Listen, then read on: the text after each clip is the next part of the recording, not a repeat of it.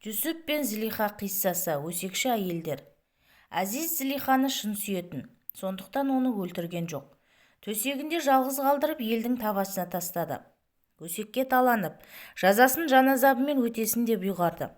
Расымен де бұл ең ауыр жаза болды. Зілиха елдің алдына шығудан қалды. Бұрынғы мәртебе, құрмет, ғиззат көзден бұлбұл ұшты. Аттап баста елдің назары осыған ауып, өзара күбірлесе кететін болды. Осының кесірінен Зілиханың халі нашарлай берді. Түнде ұйқыдан, күндіз күлкіден қалды. Өңешіне не ас, не су өтпейтін күнге жетті. Сарайдағы қатындар гу-гу өсекті құлпыртып жатқан еді. Олар бастары қосылса, Зілиханы өсектейтін болды. Масқара, масқара, Зілиха құлақ кесті құлына ғашық боп қалған дей ме, не дейді, деді шарап құятын Сақының әйелі бетін шымшып. Ана зәулім сарайды құлын арнап салдырғанда-ақ секем алып едім.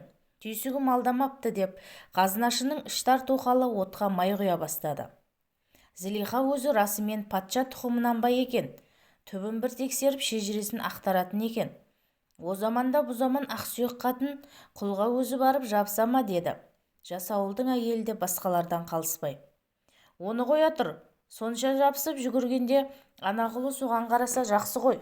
Зілиханы кәрімстан деп менсінбепті, деді төмен басының қатына. Құл құтырса құдыққа қармақ салады, күн құтырса бармақ тығады дегенді бұрынғылар босқа айтты дейсің бе? Құтырған құлда қақпас десе, деді ірі ноянның бәйбішесі кісімсіп. Жұртты түсініп болмайды, өзіміз осы бөтен еркекке қозбақ тұрмақ түріне де назар салмаймыз. Жер-жаһанның падишасы болса да, деді бөгеуілдің тоқалы ернін сылп еткізіп. Әзиздей ұлықтың төрдегі алтын басын жерге қарай сүйреді-ау мына сайқал. Қай бетімді шымшиын, деді бас бағбанның қатына. Бұлар Зілиханың күндестері еді. Жайшылықта дос болғансып, теріс айналса арқасынан өсек жіберетін. Олардың айтқаны Зілиханың құлағына заматта жетіп жатты. Ол енді есін жинап қайраттанып, көрсетейін сендерге Жүсіптің кім екенін деді де амал ойлап тапты. Бүкіл ұлық кішіктің қатындарын үйіне қонаққа шақырды. Бүкіл қызықты Зілиханың өз аузынан естіп болдық деп қатындар қуанысты. Бәрі жиналған соң Зілиха қонақтарына: қадірлі құрбыларым, менің сендерден артық кімім бар? Жан жарымды түсініп, қайғы мұңымды бөлісетін өздерің ғана. Солай емес пе, деді мүләйімсіп. Ақымақ қатындар оның не айтқысы келгенін ұқпастан: Иә, бізден артық ешкімің жоқ. Бүкіл сырыңды бізге ақтар. Жеңілдеп жақсы боп қаласың, деп шуласты. Олай болса менен бір өтініш. Дастарханға отырмастан бұрын бәріңе бір шаруа тапсырамын. Соны тындырып барып асқа отыралық, деп өтінді Зілиха. Бәрі мақұл десті.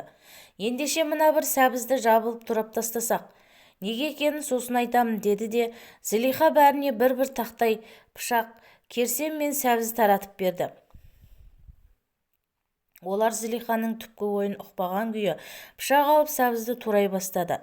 Зілиха Жүсіпті сылап, тарап, көркем күйге келтіріп, бөлменің төріндегі таққа жайғастырып, ортаға қалың перде тартып қойған болатын.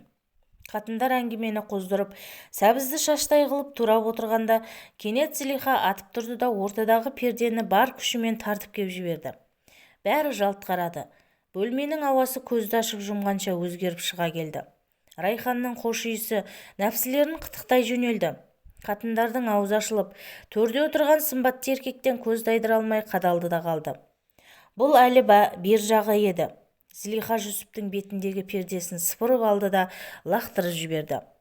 О құдірет, о керемет, о ғажайып, деп дүрлігіп кетті қатындар. Әйелдер жыланға алған, торғайдай тілі байланып естен танды.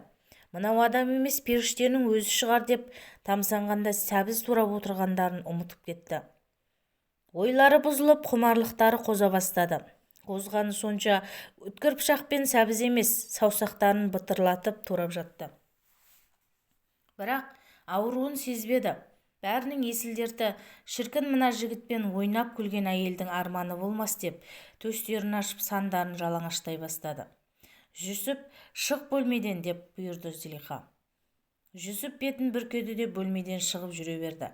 Құмарлықтың қызуымен көздері тұманданған қатындар Жүсіптің шығып кеткенін байқамай қалды. Сілекейлері ағып, сандырақтап отыра берді. Сүт пісірім уақыт өткенде барып жан-жақтарына қарап, ес жинап бір-бірінен ұялып етектерін жарыса жапты. Бір қатын қан-жоса болған саусағын көріп шыңғырып жіберді. Жалма-жан қолдарына қарады. Етінен өтіп, сүйегіне дейін туралып қалған саусақтары қаны сорғалап, еті жалбырап, сүйегі салбырап жұқа теріге әрең ілініп тұр екен. Бұдан соң саусақтары сол күйі іске жарамай мүгедек боп қалды. Зылиха: «Ал сөйлеңдер енді. Бөтен еркекке қызықпайтын, қозбайтын мықты едіңдер ғой. Неғып жынды боп қалдыңдар? Шындарыңды айтыңдар. Кімнің төзімі мықты, кімнің сабыры артық? Сендер бір көргенде осынша масқара болдыңдар. Ал мен 6 жылдан бері оның жанындамын. Көрген сайын құмарым оянады. Сонда да бой алдырмаймын. Бір реткі берілгенімді соншама әңгіме қылдыңдар. Бұдан былай мен емес, сендер етектеріңе еге болыңдар. Бір елі ауыздарыңа екі елі қақпақ деді. Қатындар өң мен түстің арасында отырғандай бір қызық күй кешті. Жүсіпке ғашық болып қалғандар сонша кесіліп туралып қалған саусағына өкінген жоқ. Есесіне Жүсіптің дидарын бір көру бақытына ие болдық десті. Ех, Зылихада не арман бар, Жүсіпті күніге көреді. Оның жамалын ең болмаса жылына бір рет көрсем ғой, соған да разы болар едім деп үйлеріне қайтты. Бұдан кейін олар Зылиха жайлы жақ ашпайтын болды. Олардың да есіл-дерті Жүсіпті тағы бір көру болды. Зылиханың ғашықтығы күшеймесе азаймады. Қайтсем де Жүсіпті қаратамын, айтқанымды істетемін деп мақсатына мықтап кірісті. Қулық пен айла шарғының 99 түрін ойлап тапты. Жүсіпте сақтығын 100 есеге күшейтті. Дамбалының ішкі бауын 100 жерден шиелеп түйіндеп тастады. Түнімен көзелмей тағат қылды. Асты аз ішіп, қатты төсекке жатып, нәпсісін бұғаттады. Үнемі: «Уа Тәңірім, Зылиханың қулығынан сақтай көр, құмарлығымды жеңуге жәрдем бер» деп жалынды. Құдай оның дұғасын қабыл алып, сақтығы мен сергектігін күшейтті. Бір күні Зылиха есінен адасқан адамша: «Ей Жүсіп, соңғы рет өтінемін, ғашықтық өртінен мені құтқар. Тілегімді орында, әйтпесе бүйтіп қорлық шеккенше сені зынданның түбінде шірткенім жақсы. Екінің бірін таңда» деді. Жүсіп: «Ей Зылиха, сені мен 10 күн ойнап, мәңгі бақи Алламның алдында қарабет болар жайым жоқ. Қаласаң таста сол зынданыңа. Өлім барда ер жігітке қорлық жоқ» деді. «Ендеше өз обалың өзіңе» деді де Зылиха жендетті шақырды. Үстіндегі жібек шапанын, саптама етігін, кемер белдігін, басындағы алтын зерлі қалпағын түгел сыпырып алды. Қайыршының ескі құсқы киімін үсті басына алқам-салқам қылып іліп қойды. Оны бейшара етіп көрсетуге қанша тырысса да болмады. Жүсіптің сұлулығы ескі құсқы шоқпыттың өзін жайнатып жіберді. Керісінше көңнің үстіне өсіп шыққан қызғалдақтай боп кемелдене түсті. Зылиха одан сайын долданды. Сөйтті де шыдай алмай: «Құртыңдар мынаның көзін. Тастаңдар қараңғы қапасқа. Жатсын сонда құрт-құмырсқаға жем болып» деп айғай салды.